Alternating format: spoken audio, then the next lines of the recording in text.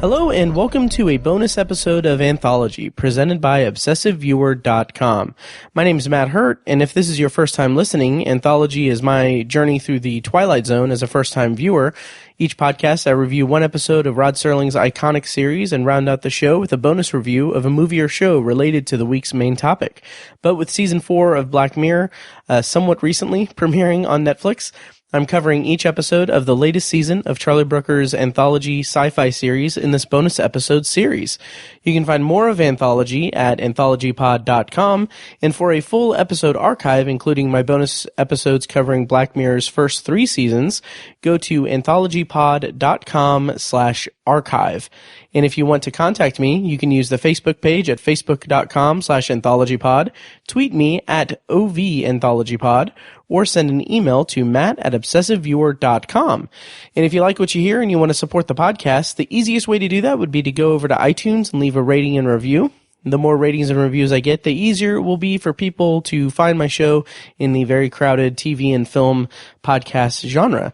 And finally, if you want to show your support with your wallet, you can do that by clicking the donate button on anthologypod.com or by visiting patreon.com/obsessiveviewer to set up recurring donations. Any and all donations made will help pay the fees to keep the podcast running and are greatly appreciated. And I just recently got a new Patreon subscriber, Victor Gamboa from the Outer Limits podcast, who is a great, he has supported the podcast in the early days of Anthology, and he just recently launched his Outer Limits podcast. It's great. He is a fantastic host, and it puts me to shame here. But check that out. That's the Outer Limits podcast. Today on this episode, I will be discussing Hang the DJ. It is the 4th episode of Black Mirror's 4th season, which premiered on December 29th on Netflix. And before I do that, I have a bunch of listener feedback that I want to get through. But if you want to skip that, check out the show notes, but don't, because I love reading listener feedback and I want you guys to listen to it. So anyway, okay. First of all, sorry that I haven't been quite up to date with the podcasting and everything. I don't know if you can tell, but I have a little bit of, I sound a little less like a high-pitched woman, because I've been kind of under the weather lately, and it's just between having just a recurring cold throughout pretty much the entire beginning of 2018, and working in a call center environment where I have to talk for my talk time every day is 3.5 to 4 hours of talking nonstop. It kind of gets to me. So, that, and also if you follow me on Twitter, on my main Twitter account, Obsessive Viewer, you'll know that I've been watching a ton of ER on Hulu. So I don't really have much of an excuse there. So anyway, I'm back to it, and I'm excited to, provide my, awkward reviews of Black Mirror and the Twilight Zone. So anyway, listener feedback. So this, I had a couple emails from Robert, one of my Patreon subscribers, who is going to have a special Patreon review come up on the next new episode of Anthology, the main feed, which stay tuned for later in the episode where I talk about that.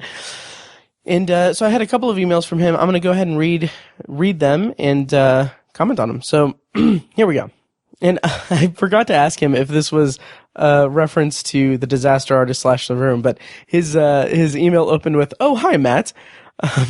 Just listened to your review of Archangel. I agree that the episode could have been better. I just think it hit me harder because I have a 2-year-old son, and the temptation of getting that device implanted would be something I would struggle with. I definitely wouldn't want to use the parental mode to blur out everything deemed bad by the program. I think that would cause my son to grow up not equipped to live or survive on his own. But maybe the mother in Archangel just wanted her daughter to live with her forever. That's definitely not the case with me, and that's why she was using that feature. It's not hard to imagine my fiance wanting to use Archangel on my son. She is super protective over him, and we struggled to find a perfect balance of parenting methods. I prefer to let him fall and learn from his bumps and bruises, while she wants me to run behind him and always catch him before he falls. Anyways, I do wish this episode would have had more of a verbal confrontation at the end instead of a physical confrontation. I agree it felt weird for her to to attack that viciously. It was more of you're still using this tablet, and it's more of you're still using this tablet than a vicious attack. But overall, a disturbing but good episode.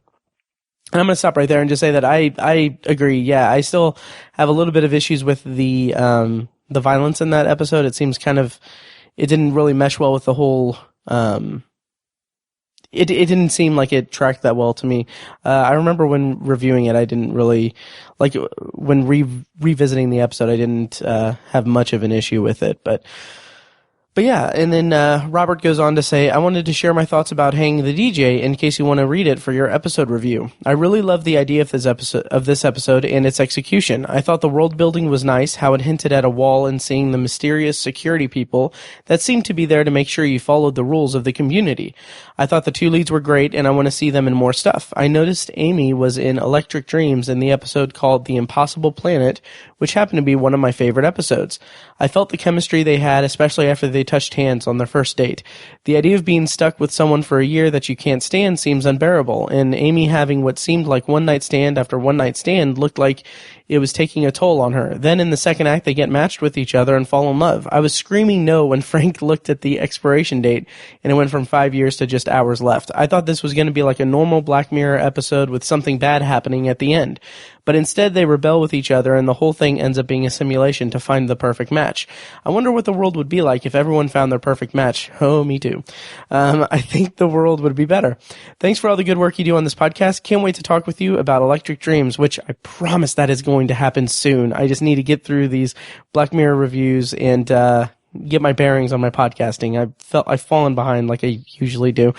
Robert also says, P.S. I wanted to leave an iTunes review for Anthology, but I have a Galaxy and it wouldn't let me through the internet on here, and I don't have a PC at the moment, but when I get the chance, I'll definitely leave a 5-star review.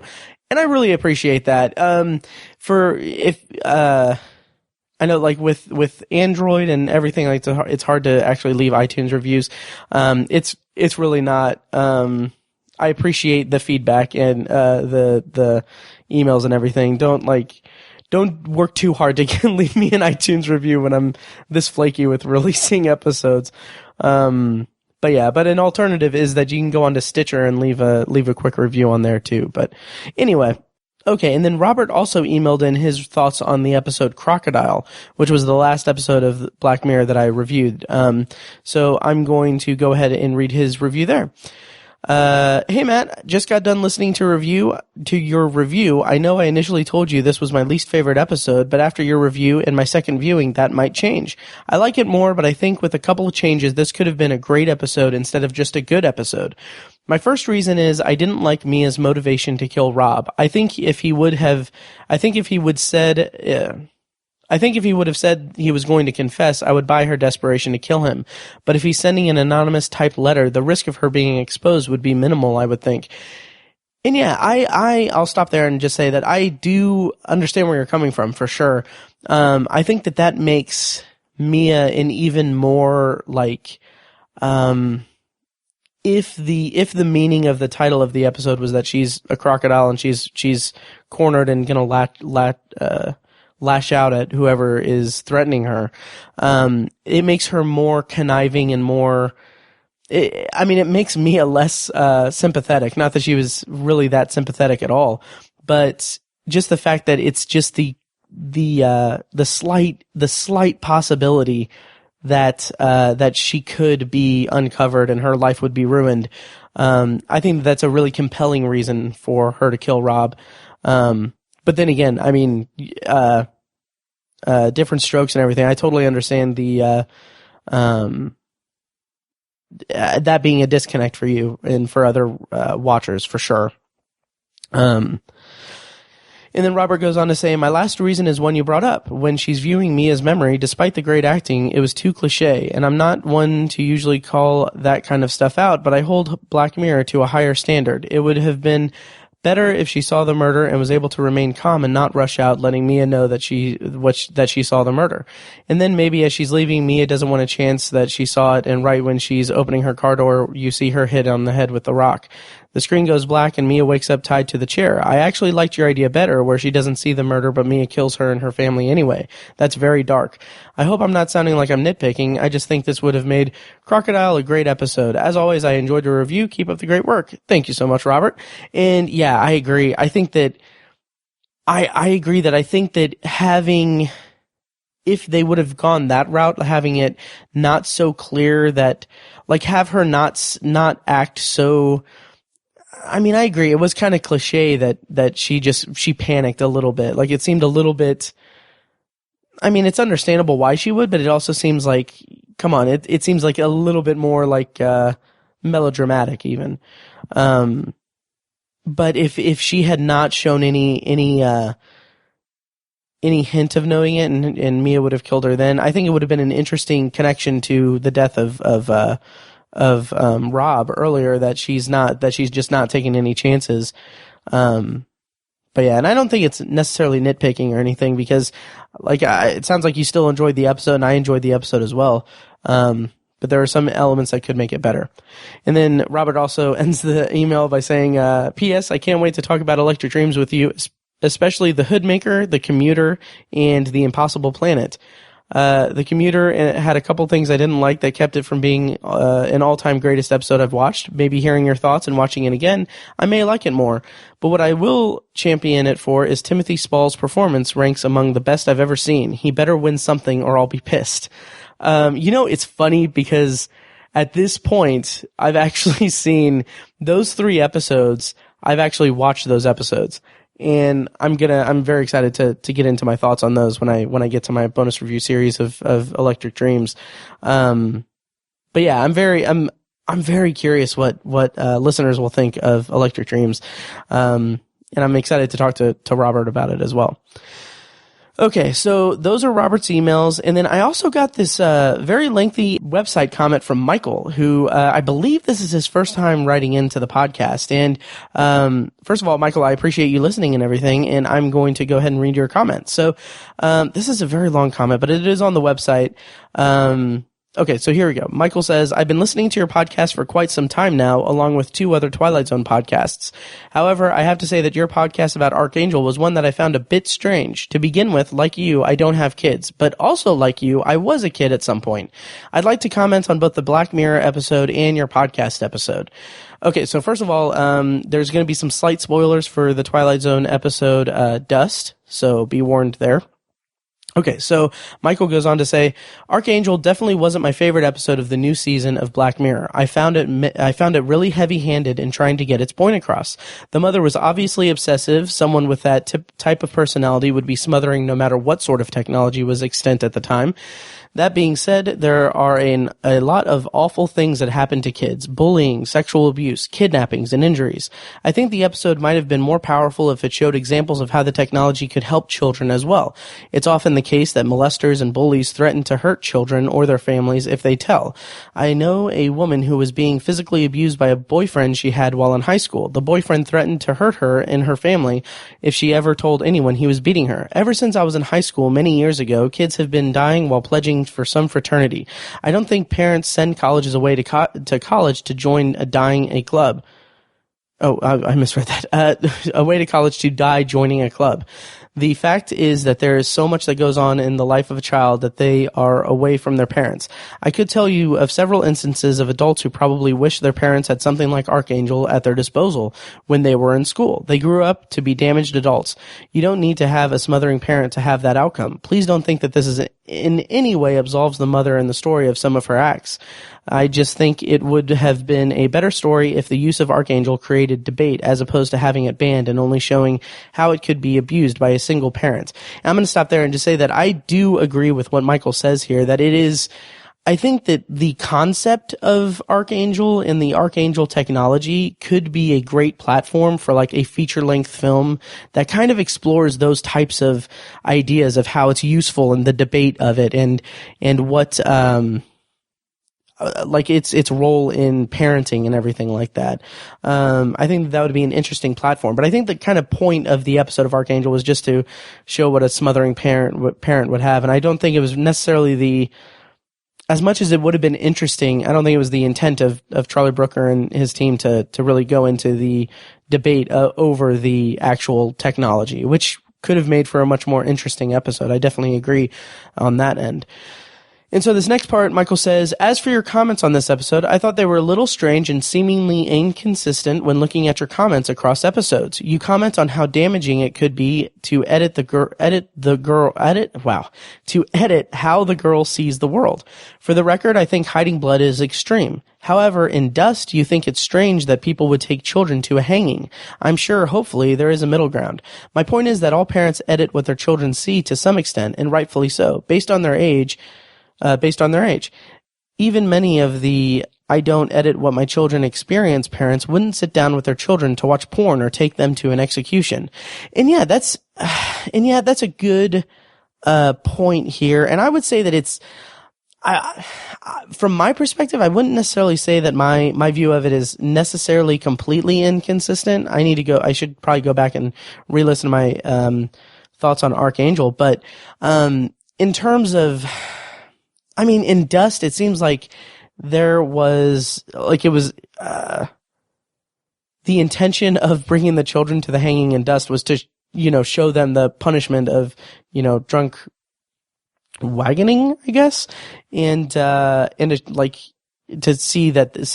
teach a lesson there. And I can understand that. I was actually going to bring up an anecdote about, and I didn't include this in the episode. I probably should have, but basically, when I was a kid, my brother had just recently gotten his driver's license, and there was a very terrible crash, within about half a mile from where we lived, off of the interstate. And so my mom actually got us out of bed and took us to, not necessarily right where the accident was, but took us to where we were in view of it, just to say you shouldn't, drive recklessly or anything like that. Cause my brother was a teenager, teenagers drive recklessly. And that always stuck with me, cause it was I don't know if that was necessarily the right thing to do, because I saw some kind of messed up stuff, from afar. But anyway, I would say that there's a difference between taking children to a hanging and then, monitoring and editing out scenes of violence or sex from a child's perspective, or from a child's perspective and everything. So I don't know. I think that it's not necessarily the same, but I see your point, Michael, and I appreciate that feedback. Okay, so then he has this last part where he says, lastly, every once in a while, a buzzword is placed in the zeitgeist. The word you chose lately seems to be agency. The word of choice lately seems to be agency. I'm not sure what your childhood was like, but I knew a lot of 15-year-olds who made really, really bad decisions and paid for them later on in life. I think physicians have proven, if I'm wrong, then I apologize, that a teenager's brain isn't fully developed until they are much older. That doesn't sound like a recipe for great decisions. And when you state that her boyfriend was a nice guy, I thought that was a bit strange. Individuals are complex, but he was profiting off of the weakness and addictions of others. The girl didn't seem like the type who would have gone in search for cocaine on her own from a stranger. It seems doubtful that she would have gone elsewhere for drugs. As for him thinking that cocaine wasn't right for her, well, it's probably not right for anyone, unless they are getting it from a doctor or chemist. Since he wasn't either and didn't know the girl's medical condition, she could have easily have died. In real life, things don't end up like they do in the movies. I grew up around kids who smoked weed, as did I, and those who went on to harder stuff.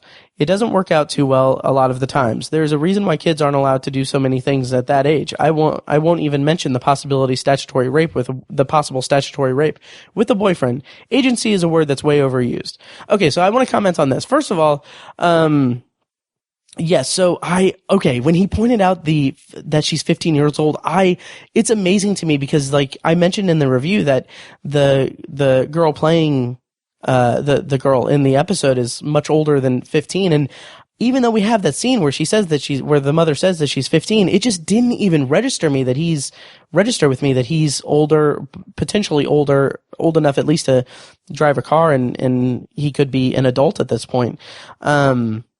So that, yeah, and that in retrospect kind of skews me out a little bit, the statutory rape portion of it. And I need to go back and re-listen to this because I hope that I didn't actually say that her boyfriend was a nice guy. I'm sure that I probably did, but in retrospect, that is the wrong, classification to put him in, because he's not, obviously Michael's right. The boyfriend is not a nice guy. He is, as Michael says, he's profiting off the weakness and addictions of others. And while he wasn't instrumental in giving her the cocaine, I think that he should have been more, obviously, more determined not to let her try it.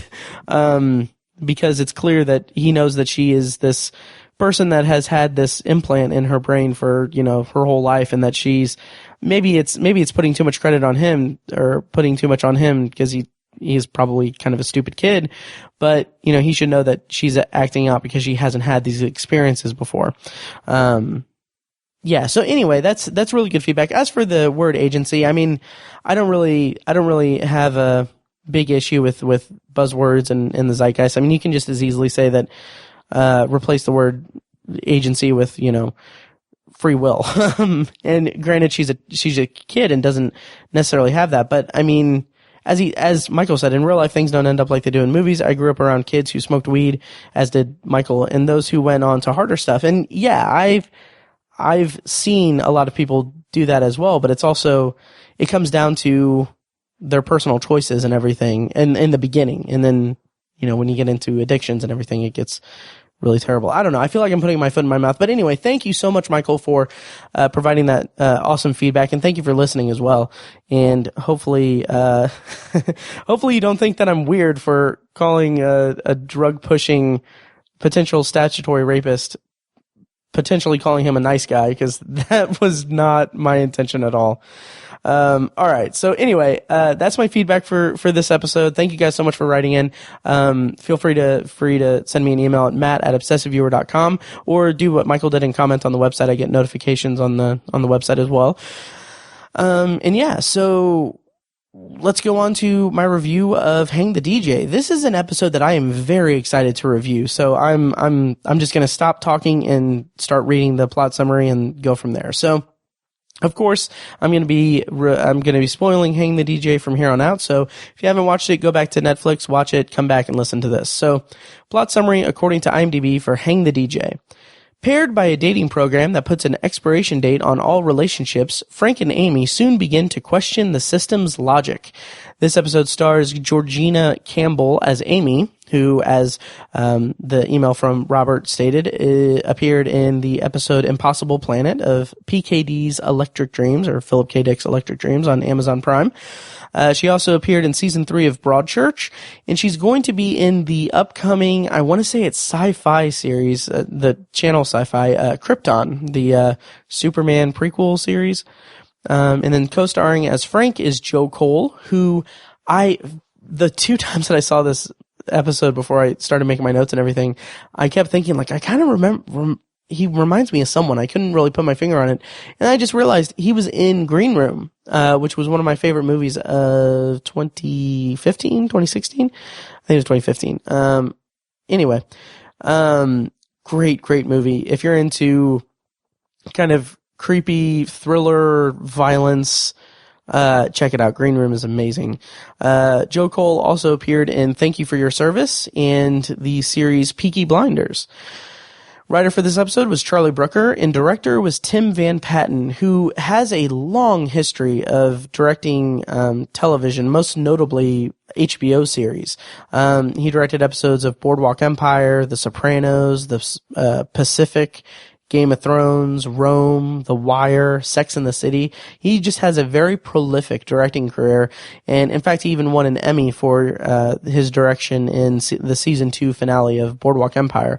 That episode is titled To the Lost, by the way, and just as a brief aside, Boardwalk Empire is a really great show for 4 seasons, and then the 5th season just kind of craps the bed. But that season finale in season 2 is a really interesting season finale because it was much, there was a lot of negative feedback when it aired, but it was a very interesting case of a show making a very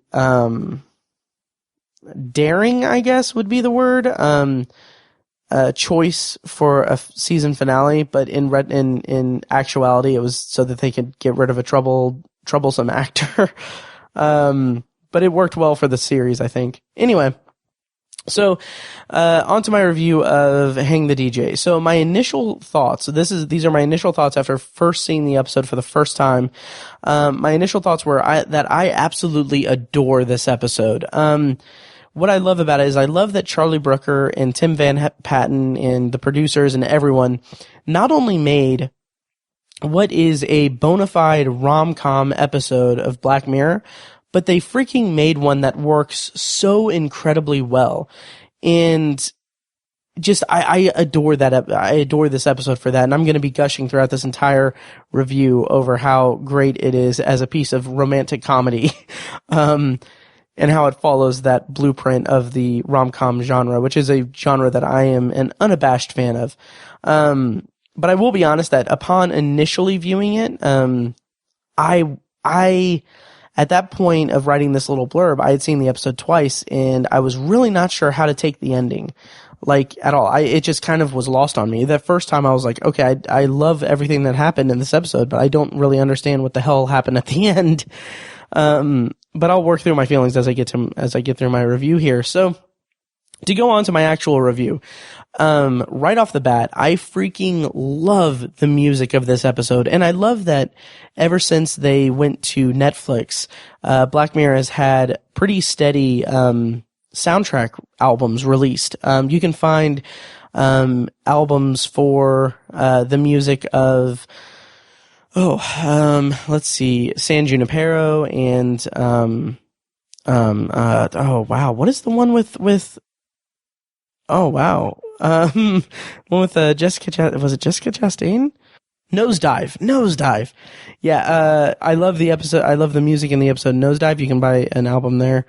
Oh, and it was Bryce Dallas Howard, not Jessica Chastain, of course. Anyway, so, yeah, I love the music that Black Mirror has been doing, and I love that they've been releasing the music. It wasn't until I actually bought this particular episode's soundtrack on Amazon Music that I realized that it was done, at least in part, by the band Sigur Rós, which I honestly have no idea if I'm pronouncing that correctly. I've literally only read the band's name online and everything, but their musical styling, like, it fits so perfectly with this episode. It's absolutely beautiful. And I know them the way that I find music. Essentially, I don't really listen to much new music, cause I'm more into, movies and TV, but the way that I find music is that I listen, like, I hear music in movies and TV and I kind of latch onto that. But, Sigur Rós, they are just phenomenal. They had a song called Festival that played at the end of the movie 127 Hours. That was just, it's one of my favorite, like, not necessarily end credits scene, or end credits music, but like, it's one of my favorite, like, ending a movie musical numbers or musical drops. So, anyway, I encourage everyone to check out the music for this episode. It's phenomenal, and I'll be talking about it at a few different parts of this review. So, the next thing that I thought was that the little egg-like device that they use to talk to the coach AI, it reminds me a lot of the compact e-reader-like device that was used in It Follows. If you're not familiar with It Follows, go check it out. It's a really great horror movie, but, that movie is very interesting because it doesn't have like a set, like, year. Like, it's not, it kind of feels like like it's set in the 70s, but there's a girl that has like like an e-reader device that looks like a compact, but it has like screens that she's reading on it. It's very unique in terms of this kind of subtle prop, essentially, that kind of makes it an ambiguous time, for the setting. But anyway, the little devices that they use for the coach resemble that. And also, I got a kick out of this because I was on Amazon, after I watched this episode at some point, and the Amazon Echo Dot, I think it is, looks a lot like this. I don't know how big it is, like the Echo Dot or anything, but if it was handheld, it would be a dead ringer for the little egg devices that the coach program has for the characters. So to get into the actual episode, as I said, this is a romantic comedy episode of Black Mirror, and I love it for that. Like I said, I am an unabashed fan of the romantic comedy genre, and one of the reasons why this episode of Black Mirror works so well as a rom-com episode is that the reason it works so well for me is that the chemistry between Amy and Frank, right from the outset, it's instantly just effortless. Like, they have instant chemistry and they are just amazing together. And like I said, I'm such a huge fan of romantic comedies, and I say that being well aware that as a genre, it's not the most well-respected genre of movie. And I understand that completely, and I would argue that there's kind of more pressure on a rom-com, just in general terms, to have engaging characters who have chemistry together than there is for a lot of other genres, just because if you can't buy into the two leads of the rom-com falling for each other, the story itself falls apart completely. And that's why a lot of rom-coms just kind of fall into this really ridiculous, tropish, cliched kind of blueprint for rom-coms. And that's one of the reasons why a lot of them fail. But in this episode of Black Mirror, like, just the first scene with Amy and Frank is just freaking beautiful. And I feel like that's by design by Charlie Brooker. I feel like he must know the ins and outs of the rom-com genre, because right off the bat, we see this immediate connection form between Frank and Amy. And they're nervous and they're flirting with each other, and more importantly, they kind of let their guard down almost instantly. So they have this banter back and forth, and they're kind of bonding over the fact that this is their first time in the system, and this is their first dating experience with the system. And I don't know, I just think that one of the things I love about this episode is that at this point in the episode, I'm 2.5 minutes in, and I'm already just head over heels in love with these characters. And not only am I in love with these characters, but I'm in love with these characters that are literally talking about shit in the first scene. Like, they're literally talking about fecal matter, and I'm still just loving every second of it because they have such a great banter back and forth and such a great energy, and I just think it's fantastic. And if the scene at the opening of this episode, or their first scene together, if that was anything short of fantastic, it would have made the entire episode kind of crumble, in my opinion. And I think that's a really great thing that Charlie Brooker was able to get that established so effortlessly, it seems. So after they have their kind of banter and everything, I like that almost immediately after that, it's established that they're not in a traditional or real world. We see a shot of the guards watching them, and there's the hint that the system won't allow them to have control over their own choices. Like, they ask if, I think Amy asks Frank if she can try his food, and then Frank's like, "Are we allowed to do that? Will they let us do that?" And this little section, or this little scene, made me think a little bit of 15 Million Merits, in the way that the dystopian society of 15 Million Merits kind of kept blocking Bing's interactions with I can't remember the female lead in that, with the girl in it. Like, I'm thinking specifically about when he's in the bathroom and he hears her singing, and then as he's talking to her and striking up a conversation of it, the system, or the world, the kind of ominous dystopian society blocks him, or kind of steps in and shows the Wraith Babes advertisement. So I kind of get, like, it kind of reminded me vaguely of that, this episode did. And I thought that it was interesting that this whole, like, kind of dystopic kind of system that's kind of trapping them there is, I like that was divulged to us almost right before the whole concept of the expiration dates was introduced. Because it makes sense that we're told that there's something bigger than Frank and Amy that are taking away their free will and their choice, and then we see it kind of builds on that initial kind of subtle thing where we just see the guards and that kind of it plants it in our heads that, oh, there's something kind of sinister going on, and then we see that, okay, well, they're not just having this meet cute, they have a set period of time where they're allowed to interact with each other. And I think that's a good kind of world building, a good piece of world building in the episode is in that brief scene. And I think that the overall aesthetic of the world is kind of interesting.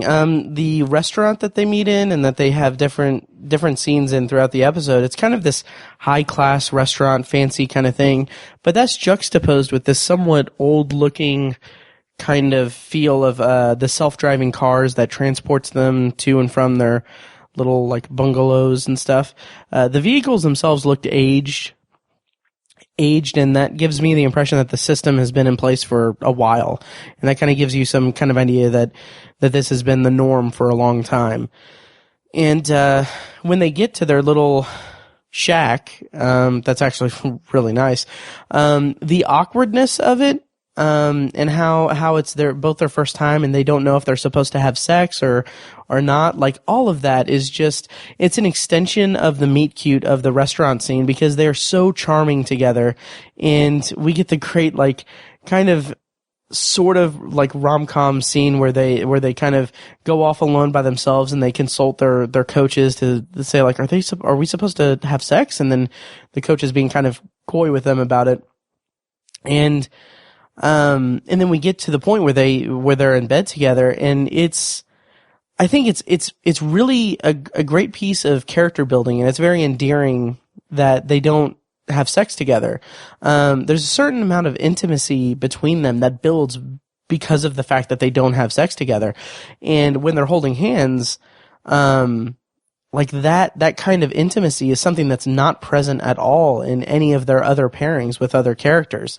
And that's what sets them apart and makes their pairing so special. And that makes us as the audience just connect with them on such a deeper level.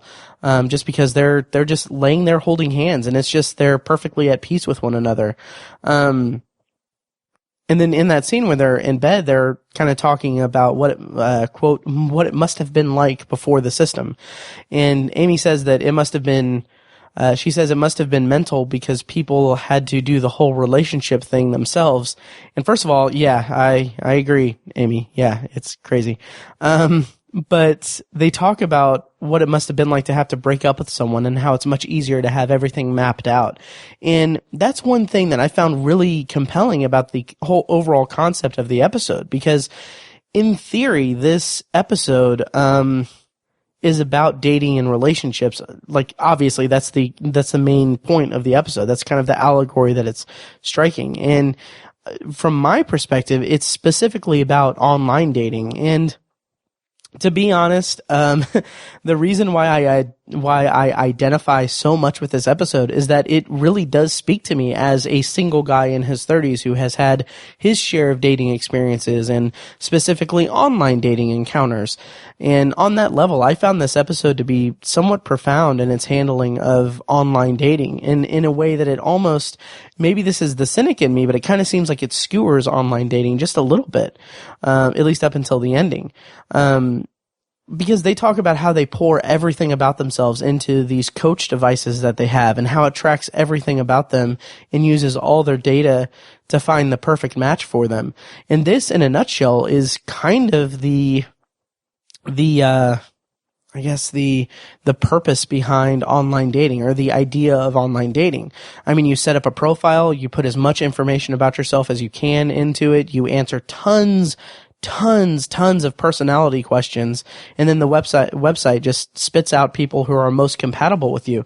And these are just the free websites I'm talking about. Like, I'm not talking about stuff like Match.com where you have to pay. I've never paid for an online dating service or anything, but like websites like OkCupid, they have these very thorough, like, personality questions that it's all based on an algorithm, and the compatibility is based on the algorithm and everything. And truly, that's the reason why I love this episode so much, is because in my years of going back and forth to online dating every now and then, I've come to kind of detest it as a legitimate way to meet someone for, like, okay, I'm going to put my foot in my mouth. I've come to kind of detest it as a legitimate way for me to meet someone. Like, I know people who met through online dating and it worked out perfectly for them and they're happy, and that's fantastic. That's fantastic. It's great for them. It really is. But for me though, I just don't think I'd find someone I could potentially spend the rest of my life with based on an algorithm or just by chance of just happening past their profile and getting, sending a message and getting a message back. I just, maybe I'm just bitter, but I don't know. I just, it's not for me. And I think that that's partially the statement that this episode is making. 'Cause the system that they're in, the system puts them through the ringer of bad dating experiences so that they'll find their 99.8% perfect match. But from the outset of the episode, it's clear that Amy and Frank belong together. And that's what's so endearing to me about this episode, is that in the end, they're working against the construct of the system to be together. It's not this algorithm that they're not matched up as their perfect soulmate matches and everything. It's just they're fighting their way out of this kind of, allegory for online dating. Of course, all of these cynical statements I'm making are going to be completely discredited when I get to the ending of the actual episode, but that's neither here nor there. So anyway, so the next day in the episode, Amy says goodbye to Frank, and Frank says goodbye to Amy after their night together where they don't sleep together. And I absolutely love this scene and their goodbye, because Amy tells Frank that he could have gotten laid, but it's not this one-sided thing where, like, oh, the attractive woman is telling the kind of unconventionally handsome guy that, oh, you totally could have gotten laid, haha. Like, it's not like this cheeky, like, I don't know what word I'm trying to use, but like, it's not like this cheeky, like, haha, you could have gotten laid, but it's they're both still on equal ground there, an even playing field, because he says, like, his snap back to her is that she would have gotten laid too, and she just says, we fucked that one up, didn't we? And I just love how they're so just like, even keeled. Like, they're so like, on the same wavelength, in that I love that their goodbye isn't some star-crossed lover melodrama that they're like, no, we need to, like, they're not immediately like fighting the system because they want more time together. When the system tells them that their relationship's over, they just part ways, and it's very amicable and it's very charming, and still that hint of flirtatiousness is there. And it's just like, it's just so great because that really tethers you to their relationship. It's more about them having this one night together, or this one evening together, where they are completely compatible with each other, and then, you know, the night ends and then they go their separate ways. And it's just such a wonderful kind of charm to it that the episode doesn't bring on the drama at that point. And so after they part, we get a scene where they are kind of individually talking to the coach system. And honestly, like, this is the moment where I just fell in love with this episode. I thought that this was just kind of honestly a stroke of genius, because we get a scene of Amy talking to the coach system about the date as she's running through the park, and then a scene of Frank doing the same thing, and they're both kind of doing the whole, like, post-mortem on the date, and it's the same exact thing. It's what I love about this is that it is such a huge rom-com trope. It's the classic guy and girl go on a date, and then we see them talk about it with their token best friend characters afterwards, like the supporting characters.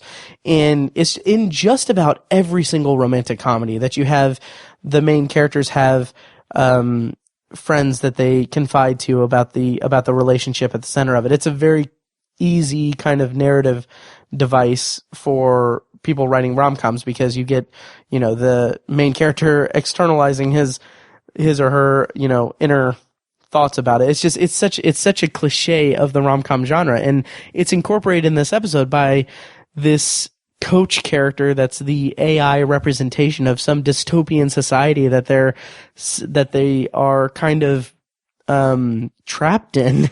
It's just I love that. And I love that Black Mirror didn't ignore that convention when they were making a rom-com episode. And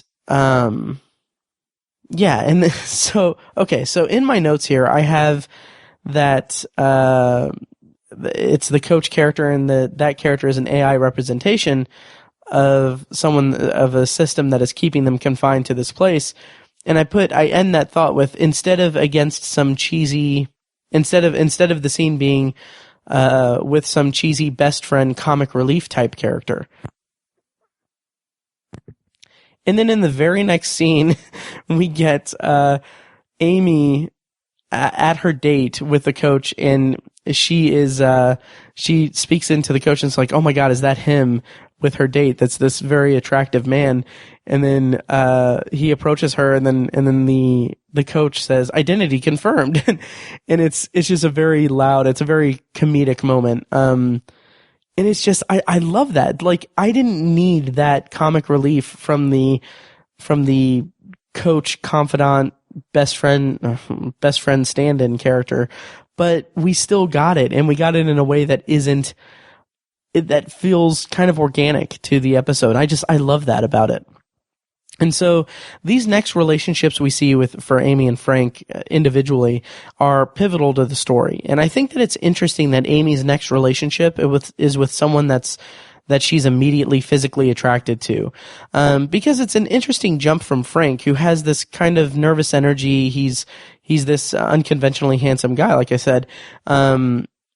It's in stark contrast to this other guy. I think his name's Lenny. Yeah, Lenny. This other guy is just this very attractive, well put together man who exudes confidence. And I thought that was an interesting next relationship for Amy.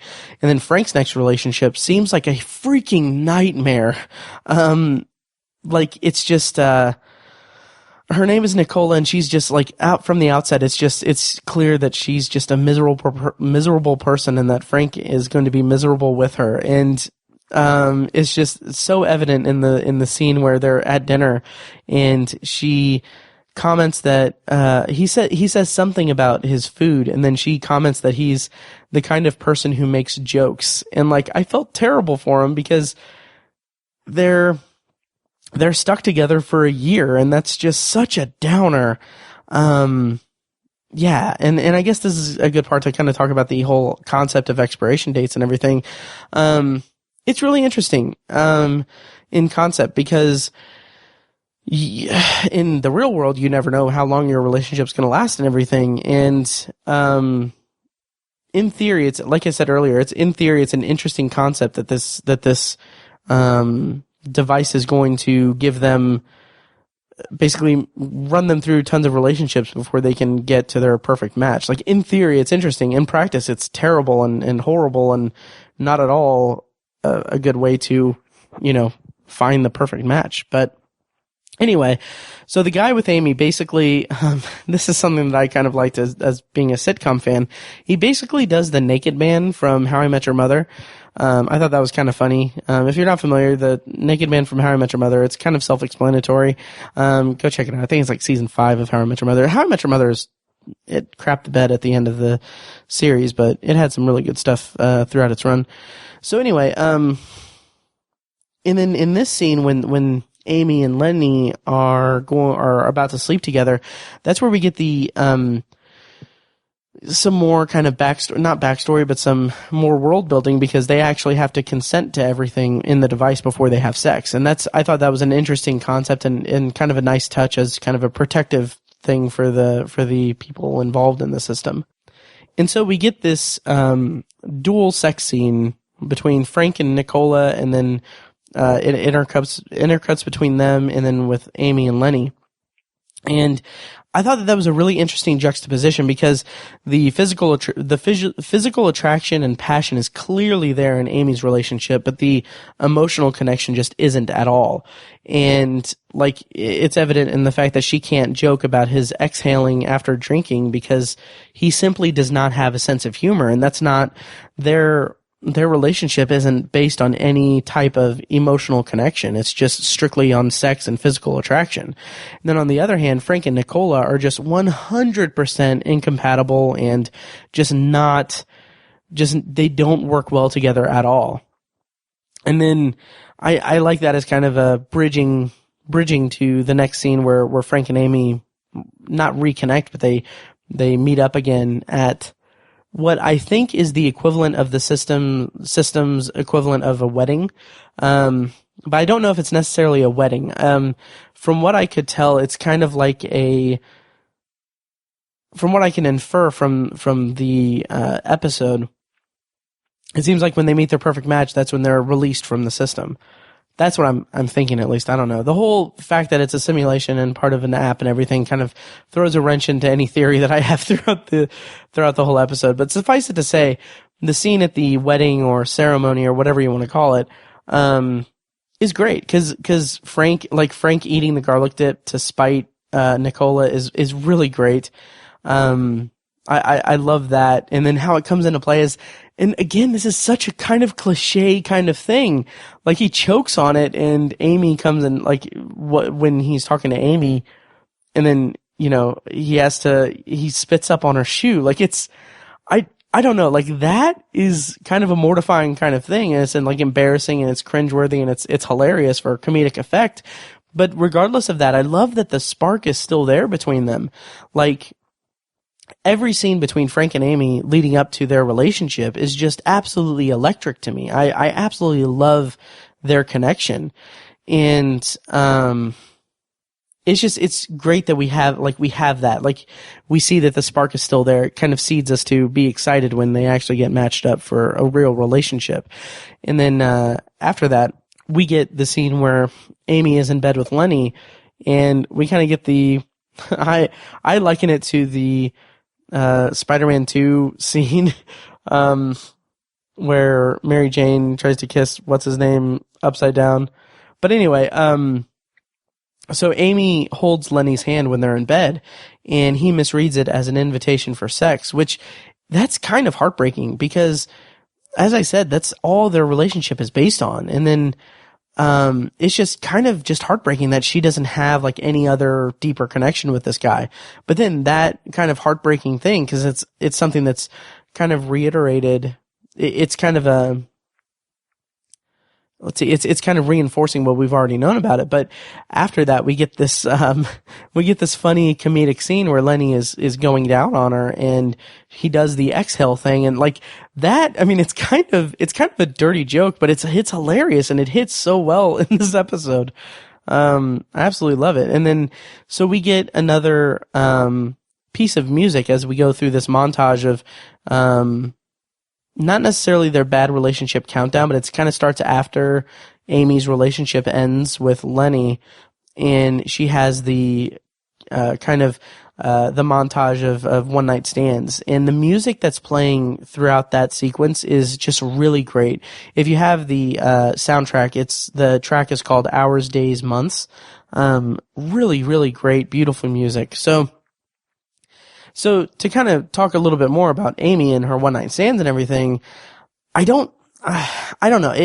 First of all, it's kind of messed up to have her just go through so many one night stands and just go through meaningless sexual encounter to meaningless sexual encounter. And honestly, I don't know what, if anything, the episode is trying to say about dating and relationships in this. I don't know if like I said, I don't know if they're trying to say anything, but, I mean, I guess I could see it as maybe the fact that her relationship with Lenny was based entirely around sex, that the system is throwing her all these one night stands because of that. But it kind of seems like, I don't know, it kind of seems like a cheap shot, or it seems like something that I I don't know. Something about it kind of bugs me. Like, it's probably my one critique of the entire episode is that I don't get why she had to go through meaningless one-night stands after meaningless one-night stands. It just seemed kind of cruel, if anything. Maybe it's the system trying to keep her and Frank apart because she knows the system knows that she wants to be with Frank. So maybe it is, as she theorizes later in the episode, maybe it is just wearing her down to where she's accepting of her eventual perfect match. And I mean, I guess that's true to an extent to real life. I mean, not to put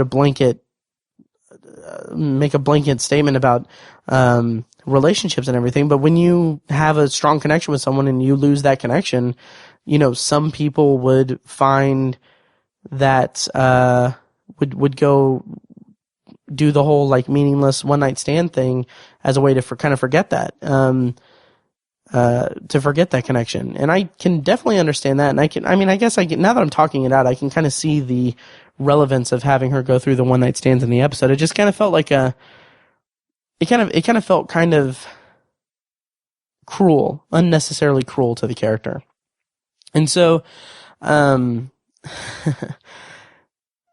okay, so at this point, Frank, and his relationship with Nicola, ends.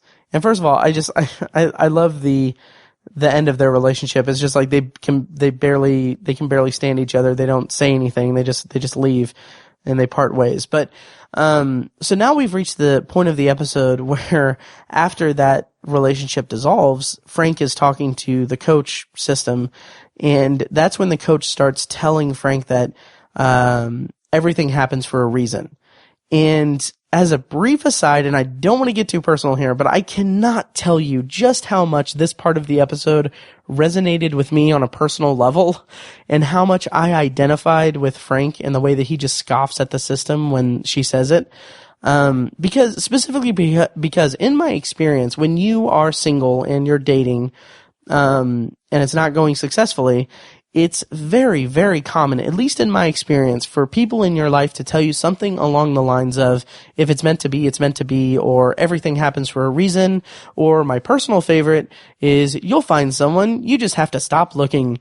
My reaction to those well-meaning but ridiculously ill-conceived statements of reassurance is just perfectly summed up with Frank's dismissive reaction to the coach saying that everything happens for a reason.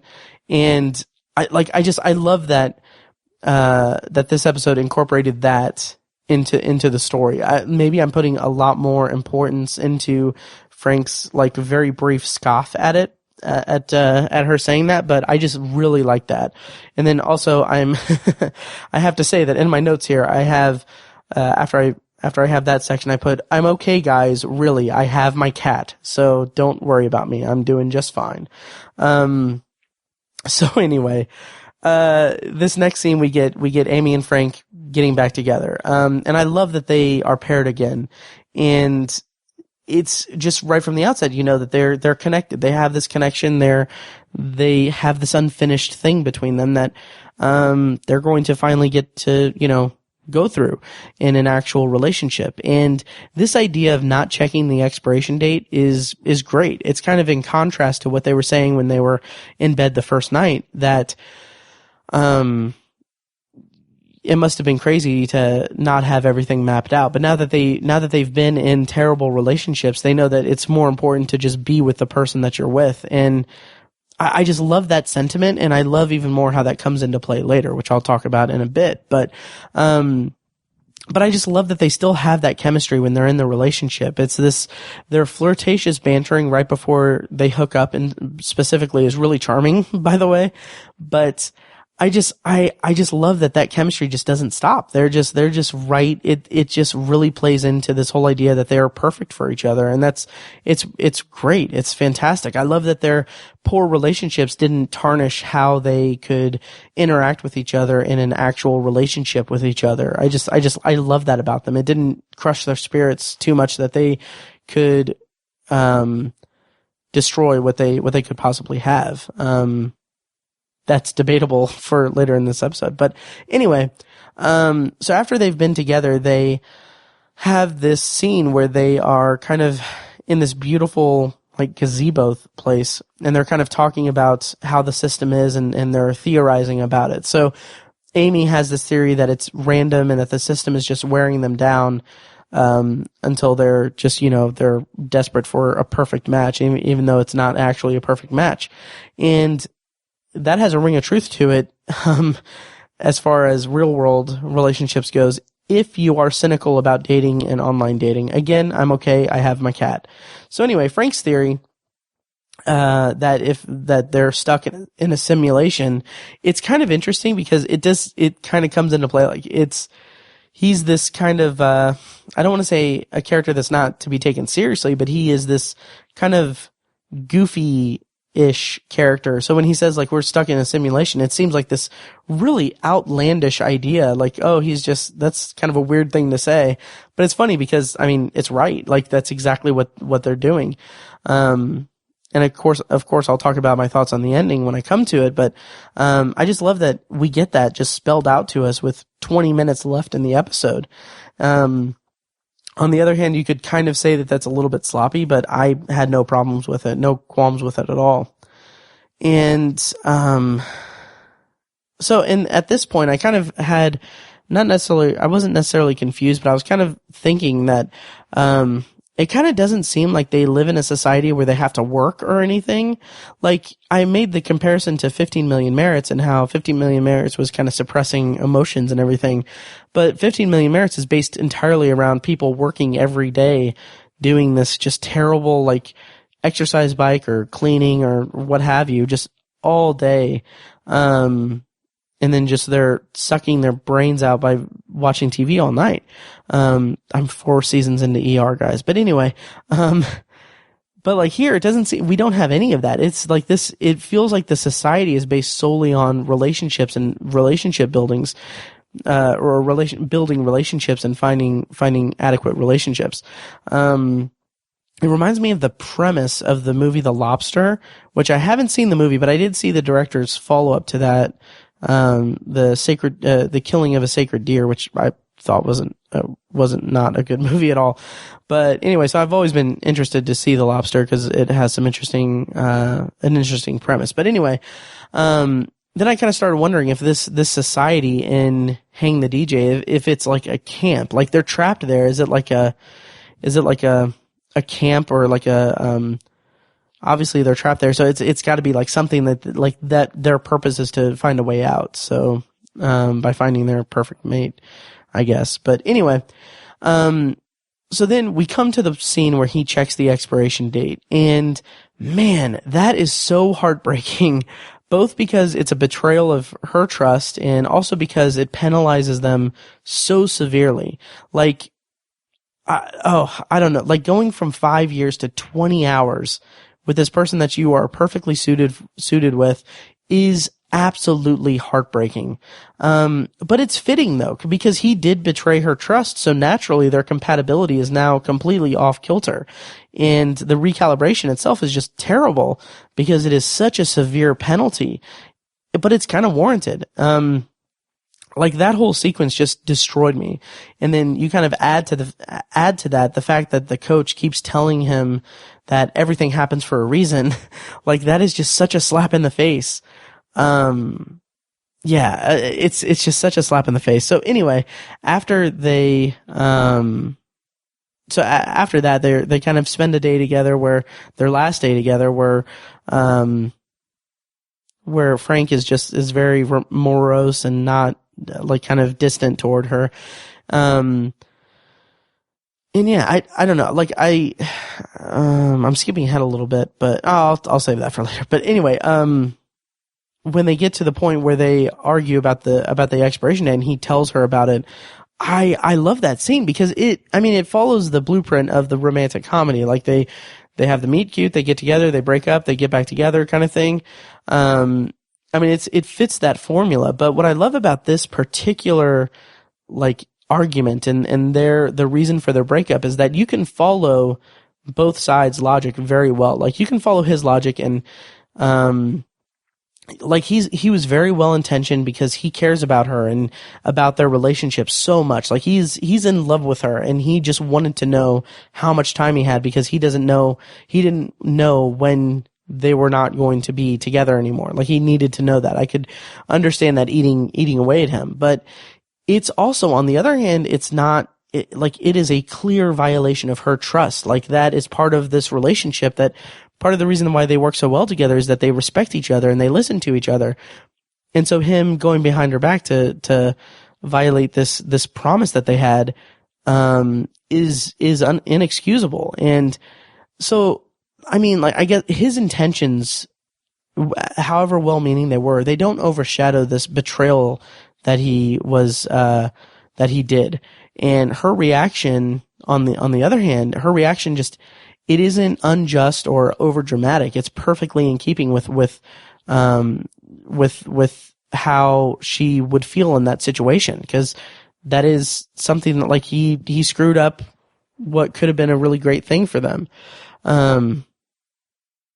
And so they have their breakup scene, or the end of their time together, and the sadness in the kind of post breakup montage is just really effective. I loved it. Like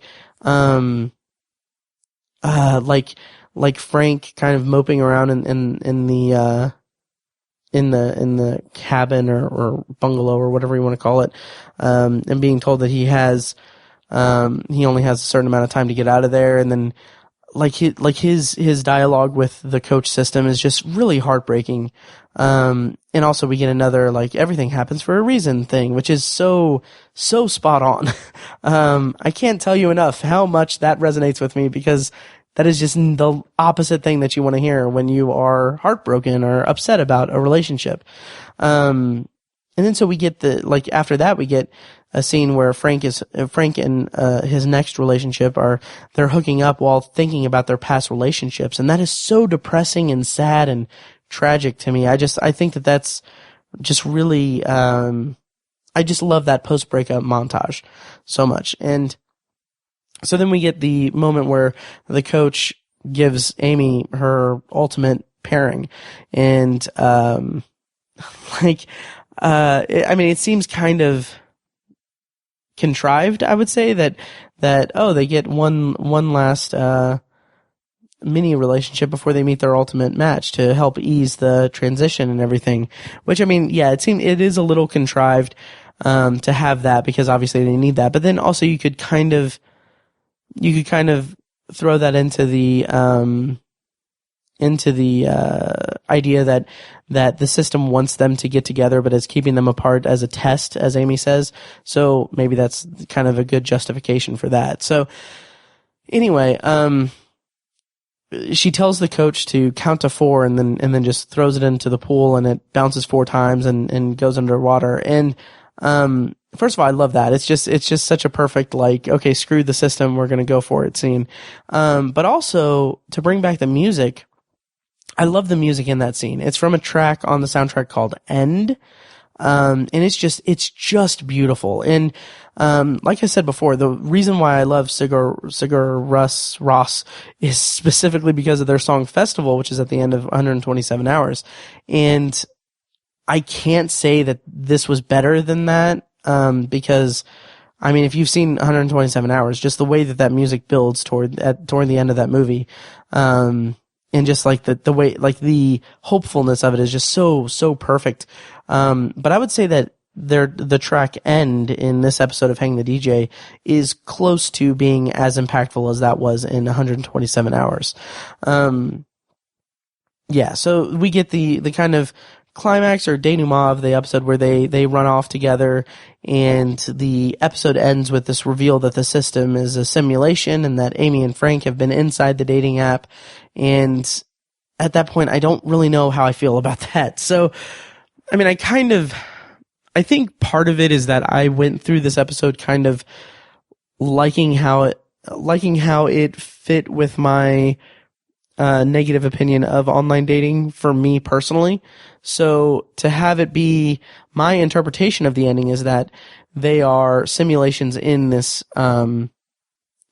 dating app, and that by them going to by them escaping and being one of the 998 simulations that have rebelled, they thereby made their real life counterparts be matched up by the app, and then they can meet in real life. Which I kind of like that, and I know that I kind of railed against this particular line of thought, so I'm not going to make it as a clear connection, but if you think about it in terms of the technology that's established in other episodes of Black Mirror, it's kind of similar to the idea of consciousness in this simulation. Like, they have their own consciousness, and it's kind of like they're their own eggs in the app, I guess. And then by, fighting for their love together, they get matched up in the real world. So yeah, and then the episode ends with them meeting, and then the music plays. Oh man, I can't remember what the name of the song was, but it's where the title of the episode comes from. Okay, it's the song "Panic" by the Smiths. And I mean, it's a great song to end the episode on, and a great way to, or a great usage of the title, or a great inspiration for the title, I guess. So anyway, yeah, so that is, in a nutshell, I'm not in a nutshell, but overall, that's my review of Hang the DJ. I hope I didn't overlook anything or forget anything, but feel free to email me in your thoughts. Overall, like I said, I adore this episode. It is such a great romantic comedy, romantic story. It's like season 4's it's like the season 4 counterpart to San Junipero. In a lot of ways. There are a lot of similarities between this and San Junipero. It's two kind of star-crossed lovers in a strange world. And in terms of storytelling, I think that San Junipero is far and away the better episode of television, but this had less of a dramatic propulsion to it, and more of a romantic comedy kind of feel to it. So at the end of the day, I appreciate San Junipero and love San Junipero for what it is in the greater scheme of Black Mirror episodes. But I think in terms of personal taste, I might prefer Hang the DJ, because it's such a fun, beautiful movie, episode of television, that pays homage to a genre that I appreciate, while also being this dystopic science fiction story, that has a lot to say about dating and relationships and finding someone that you want to be with and fighting for that person. I really appreciate this episode for a lot of reasons. So anyway, that's my review of Hang the DJ. Next time I will be doing a review of Metalhead, and then I will return to my reviews of the Twilight Zone. Next up, I'll be reviewing The Whole Truth, which I tried to watch for the first time while very much under the influence of cold medicine, and ended up falling asleep. My notes are a complete mess for that. I'll need to rewatch that a few times, but my bonus review for that episode will be the Patreon selected Mr. Nobody, at long last, finally. That's actually my January review. And then here in a couple weeks after that, I'll be reviewing an episode of the X-Files that Robert, Patreon subscriber, recommended. So check back. I'll have that out soon, I promise, sooner than this one came out. So like I said at the top of this episode, if you like what you heard and you want to support the show, leave a rating and review on iTunes or Stitcher Radio. You can also donate to the podcast through PayPal or by going to patreon.com/obsessiveviewer. And also make sure you check out my other podcasts from obsessiveviewer.com. You can find those at obsessiveviewer.com/podcasts. So having said all that, thank you guys so much for listening, and I'll see you next time.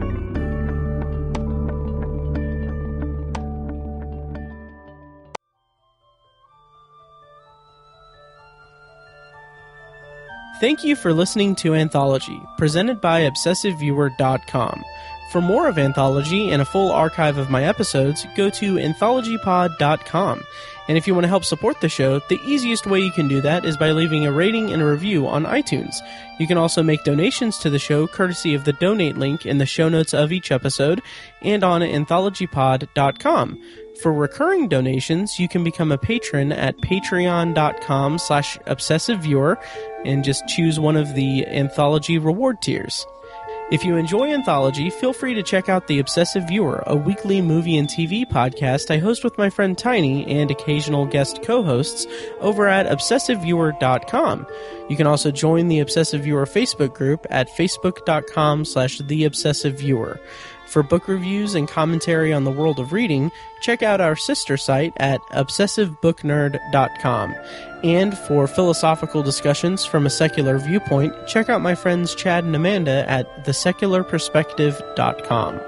Finally, if you'd like to contact me with your thoughts on the show, my reviews, my bonus reviews, or for any other reason, you can tweet me at obsessiveviewer, send me an email at matt@obsessiveviewer.com, or send me a message on Facebook and like the Facebook page at facebook.com/anthologypod. Once again, thank you guys so much for listening, and I'll see you next time.